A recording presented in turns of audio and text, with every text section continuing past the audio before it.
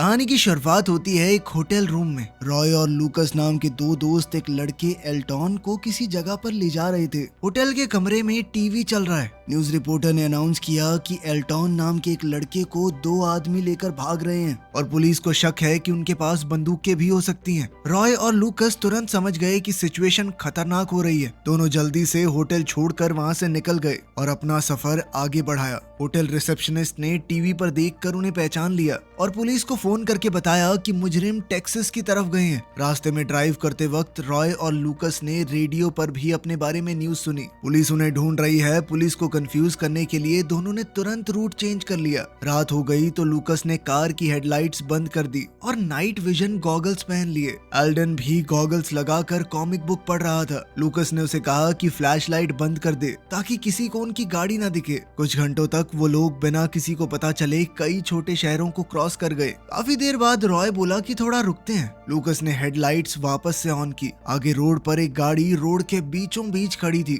लूकस ने बड़ी मुश्किल से अपनी गाड़ी बचाई, लेकिन तभी दूसरी तरफ से एक और गाड़ी आकर टकरा गई। एक्सीडेंट में एक जवान ड्राइवर घायल हो गया। लूकस तुरंत गाड़ी से उतरकर उसकी मदद करने गया। तभी एक पुलिस की कार वहां पर आ गई। पुलिस वाले ने रॉय और लूकस को तुरंत पहचान लिया। अब ऑफिसर ने जल्दी से स्टेशन में कांटेक्ट करने की कोशिश की, लेकिन इतने में लूकस ने तुरंत बंदूक निकालकर ऑफिसर को पीछे हटने को कहा। उसके साथ थॉमस ने भी अपनी शॉटगन ऑफिसर पर तान दी। पुलिस वाले ने भी अपनी बंदूक निकालने की कोशिश की, लेकिन लूकस ने पहले शूट कर दिया। वो पुलिस वाला गिर पड़ा, लेकिन खुशकिस्मती की बात ये थी कि उसने बुलेट प्रूफ वेस्ट पहनी हुई है, इसीलिए उसकी जान बच गई। वहीं रॉय और लूकस फिर से भाग निकले। इसी बीच टेक्सास में पास्टर कैल्विन नाम के एक आदमी ने अपने दो लोगों को एल्टॉन को ढूंढने के लिए भेजा। इसके बाद पास्टर अपने कुछ फॉलोअर्स के सामने गया और वहां कुछ नंबर बोलने शुरू कर दिए, जैसे कोई सीक्रेट कोडेड मैसेज हो। कुछ ही देर में FBI की टीम एजेंट मिलर के साथ वहां पहुंची और पास्टर को हिरासत में ले लिया। उसके फॉलोअर्स को एक लोकल हाई स्कूल में शिफ्ट कर दिया गया। हाई स्कूल पहुंचने के बाद एजेंट मिलर ने पॉल नाम के एक एक्सपर्ट को पूछताछ करने के लिए बुलाया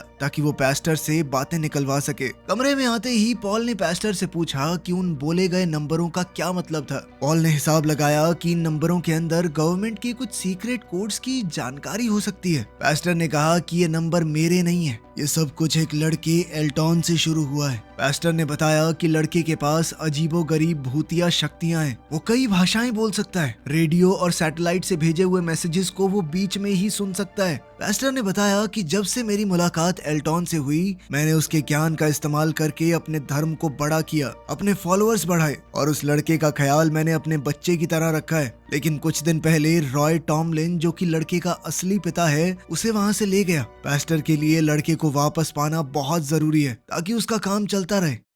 दूसरी तरफ रॉय और लूकस एल्टॉन को अपने दोस्त एल्डन के घर ले गए। एल्डन ने उन्हें रात को रुकने दिया और घर के सारे खिड़की दरवाजों पर पर्दे लगा दिए। एल्डन को लाइट से बहुत ज्यादा प्रॉब्लम है, इसी वजह से वो हमेशा खास तरह के ग्लासेस पहनता है और कभी भी सीधी धूप को ढंग से नहीं देखता। आखिरकार एल्टॉन सो गया और उसके पिता ने भी आराम करने की कोशिश की। रात में जब सब सो रहे थे, तभी अचानक घर के अंदर भूकंप जैसी जोरदार वाइब्रेशन महसूस हुई। रॉय ने अपने बेटे की चीख सुनी और तुरंत उसके कमरे की तरफ भागा। रॉय का दोस्त एल्डन लड़के के सामने बैठा था और एल्टन की आंखों से निकल रही रोशनी सीधा उस पर पड़ रही थी। रॉय ने बिना देर किए एल्डन के सर पर जोर से मारा और फिर अपने बेटे को गले लगाया, जिसकी आंखों में दर्द हो रहा था। वहीं टेक्सास में डॉक्टर पॉल कल्ट के आदमियों से और डिटेल पूछ रहा था। उन्होंने बताया कि एल्टन की आंखों से एक खास तरह की शक्ति निकलती है। जब वो शक्ति किसी इंसान को छूती है तो उस इंसान को अजीब से विजन्स दिखाई देते हैं, जिन्हें समझा पाना बहुत मुश्किल है। एक औरत ने बताया कि मुझे कुछ साफ समझ नहीं आया कि मैंने क्या देखा, लेकिन उस लड़के के पास रहकर एक अजीब सा सुकून महसूस होता था। पॉल ने फिर से पूछा कि मार्च 6 को क्या होने वाला है, क्योंकि ये डेट पास्टर की स्पीचेस में बार बार आ रही थी। औरत ने बताया कि मार्च 6 को जजमेंट डे होगा और सिर्फ वो लोग सुरक्षित रहेंगे जो एल्टॉन के पास होंगे। पॉल को ये बात थोड़ी अजीब सी लगी, लेकिन फिर भी उसने सवाल पूछने जारी रखे। इंटरव्यू खत्म होने के बाद कुछ लोगों को छोड़ दिया गया।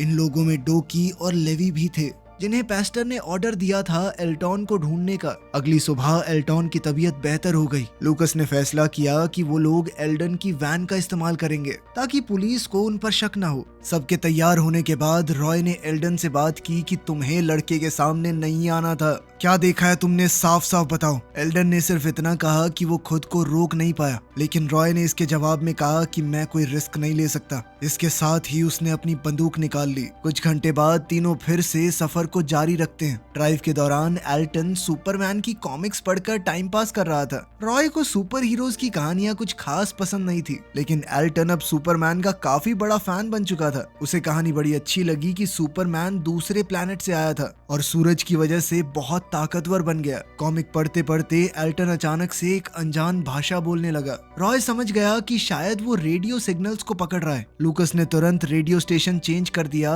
और वही मैसेज सुनाई दिया जो एल्टन बोल रहा था। इससे लूकस और ज्यादा हैरान हो गया लड़के की ताकतों को देखकर। सफर जारी रहा जब तक वो लोग एक गैस स्टेशन पर पेट्रोल भरवाने नहीं रुके। यहाँ से कहानी एक अजीब सी डायरेक्शन में बढ़ने लगी। गैस स्टेशन पर रुकने के बाद रॉय ने एक पब्लिक फोन का इस्तेमाल किया और अपनी पहली पत्नी सारा को फोन किया। उसने उससे मदद मांगी क्योंकि हालात अब बहुत ज्यादा रिस्की हो गए थे। इसी बीच एल्टॉन चुपचाप गाड़ी से बाहर निकलकर आसमान की तरफ देखने लगा। तब एक औरत उसके पास आई और पूछा कि बेटा तुम अकेले तो नहीं हो। रॉय ने जैसे ही देखा कि एल्टॉन गाड़ी से बाहर खड़ा है, वो तुरंत भागते हुए उसके पास पहुंचा। उसने औरत से कहा कि मेरा बेटा है, अभी गाड़ी से निकल गया होगा। अब रॉय ने एल्टॉन को थोड़ा डांटा कि बिना बताए गाड़ी से क्यों निकले तुम। एल्टॉन ने धीरे से सॉरी कहा, लेकिन इसके कुछ ही पल बाद आसमान में अजीब सी हलचल दिखाई देने लगी। ऊपर से किसी चीज का जलता हुआ मलबा गिरना शुरू हो गया। हालात खतरनाक हो गए। रॉय ने तुरंत लूकस से कहा कि जल्दी से निकलना होगा हमें। तीनों बिना देर किए वहां से वैन लेकर सीधा सारा के घर की तरफ निकल गए। ऐसा लग रहा था कि ये जो भी हुआ वो एल्टॉन ने अपनी ताकत से किया है, लेकिन एल्टॉन अभी भी अपनी शक्तियों को ढंग से कंट्रोल करना नहीं जानता। इसका असर उसके शरीर पर भी पड़ता है, क्योंकि जल्द ही उसकी नाक और कान से खून निकलना शुरू हो गया। रॉय बहुत टेंशन में आ गया और पूरी कोशिश की अपने बेटे की मदद करने की। खैर कुछ देर बाद तीनों सारा के घर पहुंचे। सारा अपने बेटे को इतने समय बाद देखकर बहुत खुश हुई। जब बचपन में एल्टॉन की ताकत बढ़ने लगी तो सारा डर कर वहां से चली गई। उसे समझ नहीं आ रहा था कि उसने कैसे बच्चे को जन्म दिया है। उस फैसले का गिल्ट उसके अंदर आज तक है। अब उसने फैसला किया कि वो रॉय और लूकस की मदद करेगी और एल्टॉन का ध्यान रखेगी। जब एल्टॉन कमरे में सो गया तो सारा को उसकी हालत थोड़ी अजीब लगी। उसने रॉय से पूछा कि वो लोग आखिर जा कहाँ रहे हैं। रॉय ने बताया कि कुछ दिन पहले एल्टॉन ने उसे कुछ कोऑर्डिनेट्स दिखाए थे, एक एग्जैक्ट जगह के। उस जगह पर उन्हें 6 मार्च को पहुंचना जरूरी है। रॉय को ये नहीं पता कि वहाँ क्या होने वाला है, लेकिन वो इतना जरूर जानता है कि सच वहीं जाकर पता चलेगा। प्रॉब्लम ये थी कि 6 मार्च आने में अब सिर्फ 3 दिन बचे हैं। रॉय ने फैसला किया कि आज रात को वो सारा के घर पे ही रुकेंगे, फिर कल निकलेंगे आगे के रास्ते पर। लेकिन रॉय और लूकस नहीं जानते कि डुआक और लेवी अभी भी उनका पीछा कर रहे हैं। दोनों के पास हथियार थे और वो किसी भी हद तक जाने को तैयार थे लड़के को ढूंढने के लिए।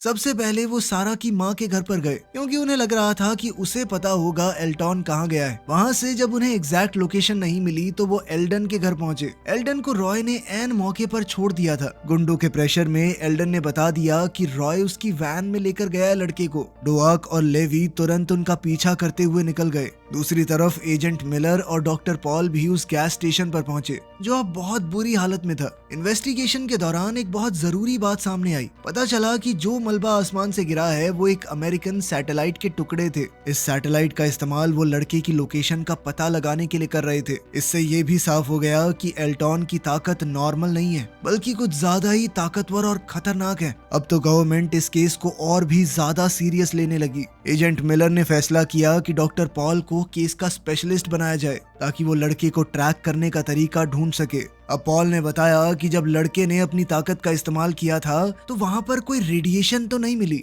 लेकिन वहाँ पर टेम्परेचर जरूर बढ़ गया था, मतलब कि वो इंफ्रारेड कैमरास में दिख जाएगा। इसके बाद पॉल ने एक प्लान बनाया। उसने कहा कि एक ड्रोन का इंतजाम किया जाए। अगली बार एल्टॉन जब अपनी ताकत इस्तेमाल करेगा तब वो हीट मैप की मदद से उसे पकड़ सकते हैं। इससे उसकी लोकेशन का पता लगाना आसान हो जाएगा। उधर सारा के घर पर एल्टॉन अभी कमरे में सो रहा था। सारा ने बाहर आकर देखा और लूकस अगली ट्रिप के लिए एक और गाड़ी तैयार कर रहा था। गाड़ी तैयार होने के बाद तीनों ने रात होने का इंतजार किया और फिर चुपचाप रोड पर निकल पड़े एल्टॉन को उसकी मंजिल तक ले जाने के लिए। ड्राइव के दौरान सारा ने एल्टॉन से पूछा कि क्या गैस स्टेशन पर जो सैटेलाइट गिरी थी वो तुमने गिराई थी? एल्टॉन ने सीधा जवाब दिया कि हाँ। उसने बताया कि सरकार सैटेलाइट का इस्तेमाल कर रही थी हमें ढूंढने के लिए। ये सुनकर सारा, रॉय और लूकस तीनों बहुत ज्यादा हैरान हो गए। लेकिन कुछ ही देर बाद कार के अंदर एल्टॉन अचानक से कमजोर महसूस करने लगा। उसे सांस लेने में भी तकलीफ हो रही थी। रॉय ने तुरंत लूकस को गाड़ी साइड में रोकने को कहा।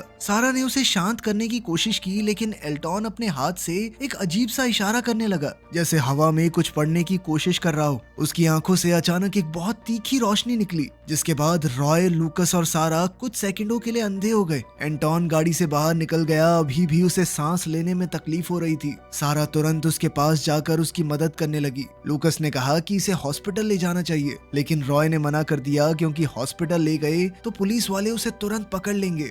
इस पर रॉय और लूकस आपस में बहसने लगे। तभी एल्टॉन ने बीच में बोलते हुए कहा कि अभी यहाँ से निकलना बहुत जरूरी है, वो लोग आ रहे हैं। सारा ने पूछा कि कौन आ रहा है बेटा? एल्टॉन ने आसमान की तरफ इशारा किया। बादलों के बीच से थोड़ी रोशनी दिख रही थी। बिना वक्त बर्बाद किए एंटोन ने प्लान बताया। उसने लूकस और सारा से कहा कि आप लोग कहीं दूर जाके छुप जाओ। रॉय ने उसे अपनी गोद में उठाया और पास के जंगलों की तरफ चल पड़ा। वहीं लूकस और सारा ने पास में एक होटल ढूंढा जहां वो सुरक्षित रात गुजार सकें। जल्द ही रॉय और एल्टॉन एक गुफा तक पहुंच गए। उन्होंने वहीं पर रात को रुकने का फैसला किया। गुफा के अंदर एल्टॉन ने रॉय से कहा कि सुबह तक इंतजार करना जरूरी है। फिर उसने एक अलग सी बात कही। पहली बार उसने कहा कि मैं सूरज को देखना चाहता हूँ। रॉय ने तुरंत मना किया, क्योंकि उसे लगता था कि सूरज की रोशनी एल्टॉन के लिए जानलेवा हो सकती है। लेकिन एल्टॉन ने जिद की कि ये करना जरूरी है। उन्होंने रात वहीं पर काटी, लेकिन जैसे ही सूरज निकलना शुरू हुआ, एल्टॉन ने रॉय से कहा कि मुझे बाहर ले चलो। रॉय थोड़ा घबराया हुआ था, लेकिन फिर भी अपने बेटे को बाहर ले गया। जैसे ही सूरज की रोशनी एल्टॉन पर पड़ी, उसका शरीर चमकने लगा।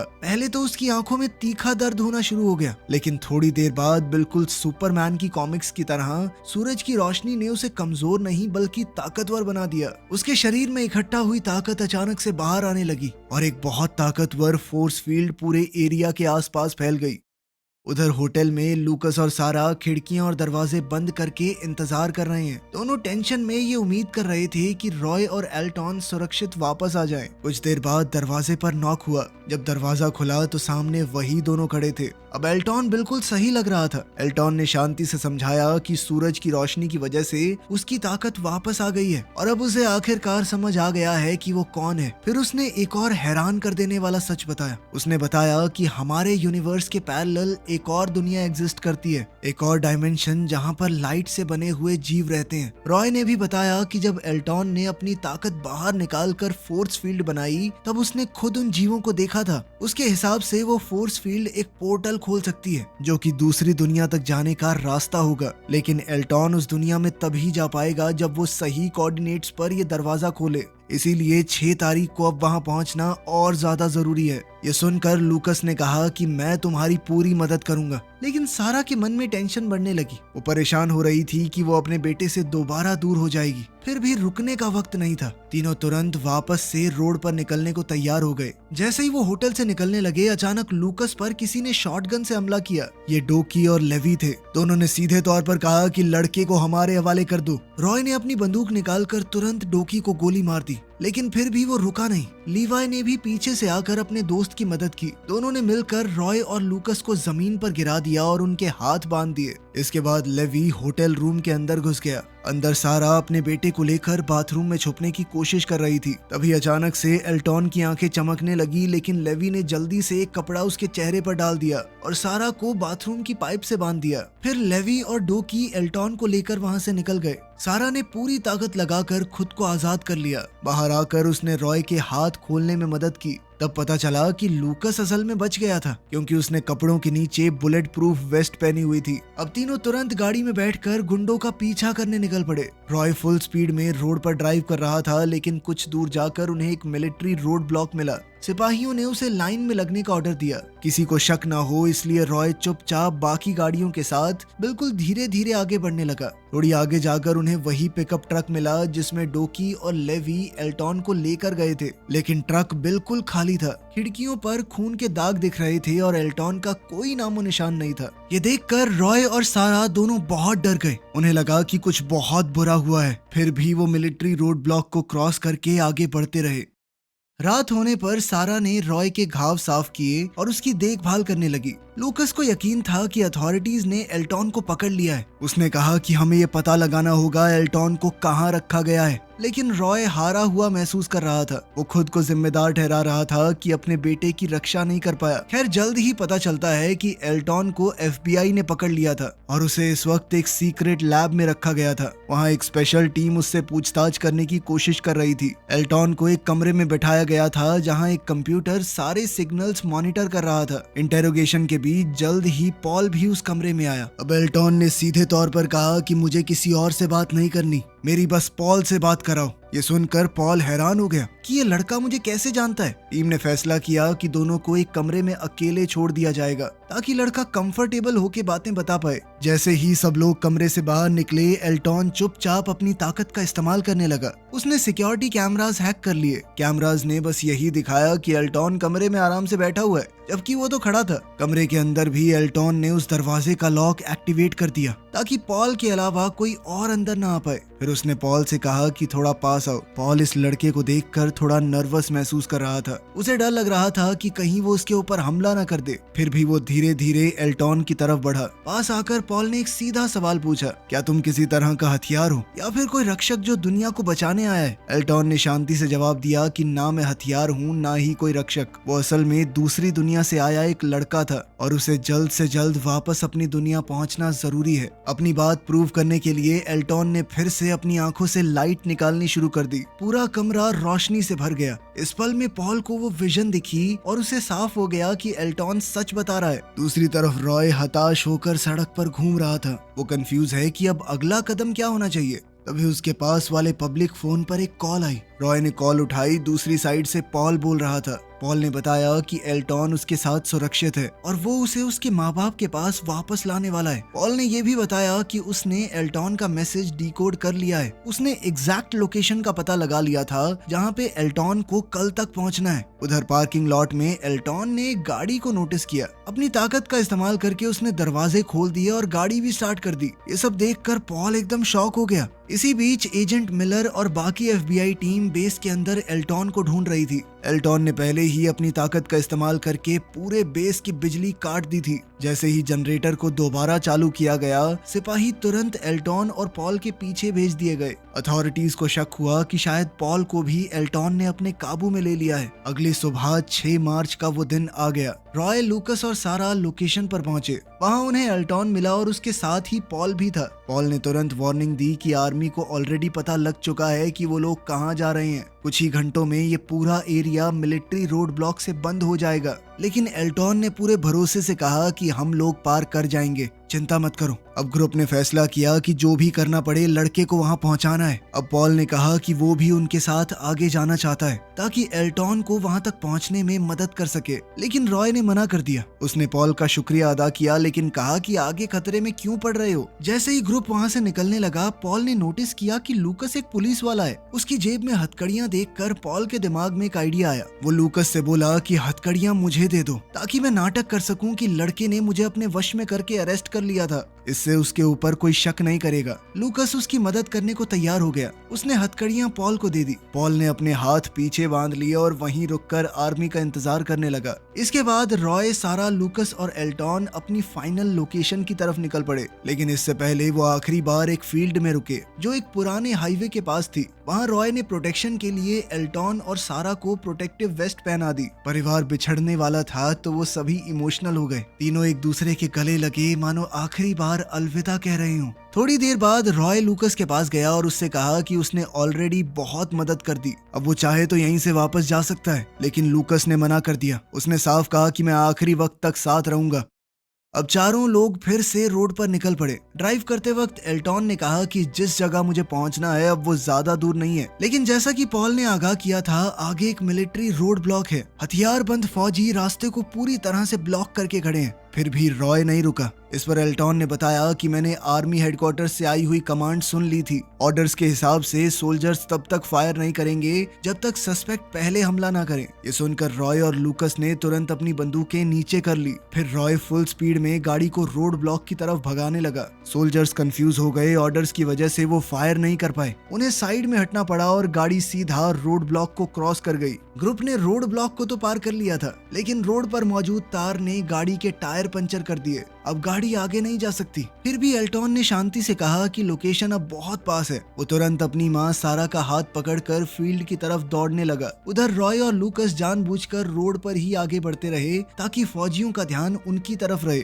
उनकी इस डिस्ट्रैक्शन की वजह से एल्टॉन और सारा काफी आगे तक चले गए। दोनों दौड़ते दौड़ते आखिरकार उस एग्जैक्ट लोकेशन तक पहुंच गए। अब एल्टॉन अकेला ही उस जगह की तरफ बढ़ा जहां उसे पहुंचना है। जैसे ही वो सूरज की रोशनी के डायरेक्ट कांटेक्ट में आया, उसके शरीर से वही पावरफुल एनर्जी फील्ड निकलनी शुरू हो गई। धीरे धीरे वो एनर्जी पूरे एरिया में फैलने लगी। उधर रॉय और लूकस रोड पर फौजियों से बचने की कोशिश कर रहे थे। मिलिट्री उनके बिल्कुल पीछे थी। भाग दौड़ के बीच अचानक दोनों ने देखा कि वो बड़ा सा एनर्जी फील्ड पूरे आसपास की जगह में फैल चुका है। एनर्जी फील्ड के अंदर एक और शॉकिंग चीज दिखाई दी। हर तरफ बड़े बड़े स्ट्रक्चर दिख रहे थे, जैसे कोई छुपी हुई दुनिया अचानक सामने आ रही हो। ये वही दुनिया थी जहां से एल्टॉन आया था। इसी एनर्जी के बीच एल्टॉन के सामने एक बहुत बड़ी सीढ़ी आ गई जो सीधा उसकी दुनिया की तरफ जाती थी। रॉय और लूकस दूर से ही ये सब देखकर हैरान रह गए, लेकिन उसी पल उनकी गाड़ी के आगे के टायर फट गए और कार रोड के बीच में फ्लिप हो गई। किस्मत से वो दोनों सही सलामत बच गए। फौजी भी उनके आसपास आ गए और ये सब देखकर हैरान थे।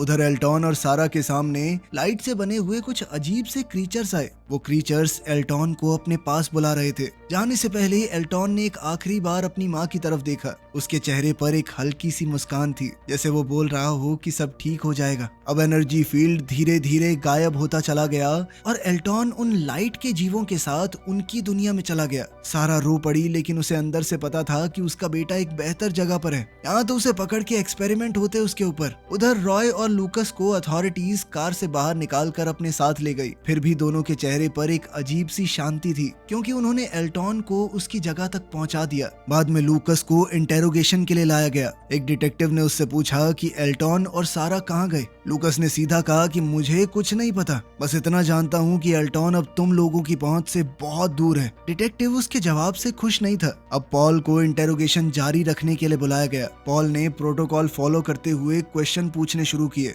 लेकिन पॉल और लूकस दोनों ही जानते थे कि एल्टॉन अब सुरक्षित है। दूसरी तरफ सारा अथॉरिटीज से बचकर भाग गई थी। वो एक होटल में रुकी हुई थी और इतने मुश्किल सफर के बाद उसके चेहरे पर हल्की सी स्माइल थी। उसे खुशी थी कि आखिरी पल में वो अपने बेटे के साथ थी। रॉय और लूकस से पूरी पूछताछ करने के बाद भी जब कुछ खास पता नहीं चला, तो आखिरकार दोनों को छोड़ दिया गया। एक दिन रॉय ने बाहर आकर आसमान की तरफ देखा तो उसे चमकती हुई रोशनी दिखाई दी, जिसने उसे उसके बेटे की याद दिला दी। सिर्फ एक सेकंड के लिए रॉय की आंखों से भी हल्की सी रोशनी निकली, बिल्कुल एल्टॉन की एनर्जी जैसी। इसका मतलब शायद ये है कि रॉय भी उसी अनजान दुनिया से जुड़ा हुआ है जहां अब एल्टॉन रहता है। और अब तो हो सकता है कि फ्यूचर में कभी बाप बेटा एक दूसरे से